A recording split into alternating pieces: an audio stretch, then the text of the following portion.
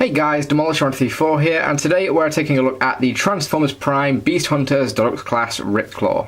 Being a Predacon, Ripclaw transforms into a dragon of sorts.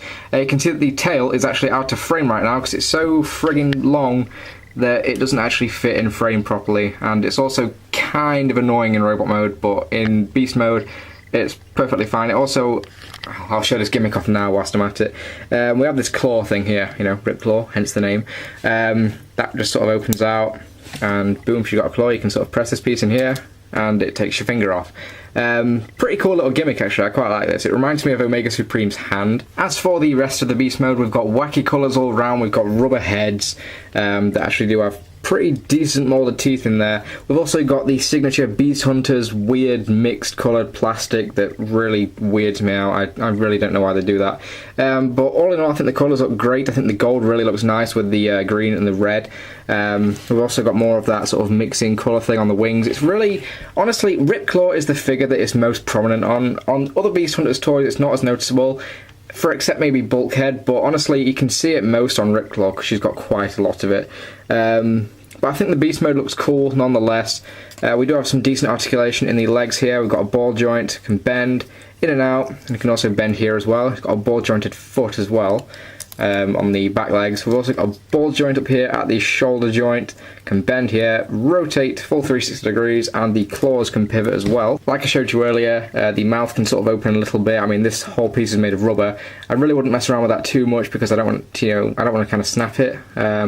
But there's that. The tail is also, it's fairly decently articulated. I mean, you can move it up and down.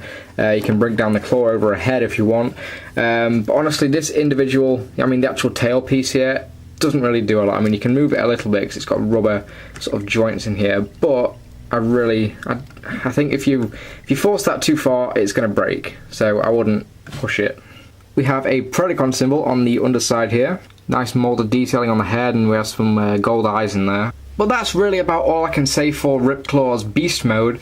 Oh, one thing I forgot to mention, it's not all I can say, the wings they can flap, so there's that. But anyway, that is now all I can say about the beast mode for Ripclaw.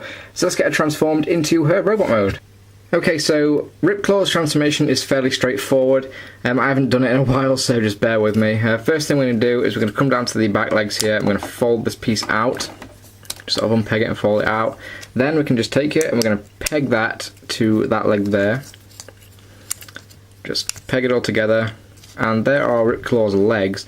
Now unfortunately, one thing that really does bug me about the legs is the knee joints. They are so loose, it's unbelievable. And the ball joints up here, I think it's just my figure, but really kind of annoying, but never mind.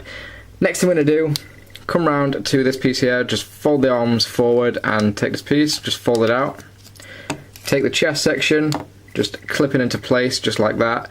Then we can fold the arms down. Take the claws here, just fold them all the way back and flip out the hand. Just like that. Then we're nearly done. All we've got to do now is just split this entire section up here and fold the shoulder panels down, revealing her hideous looking head.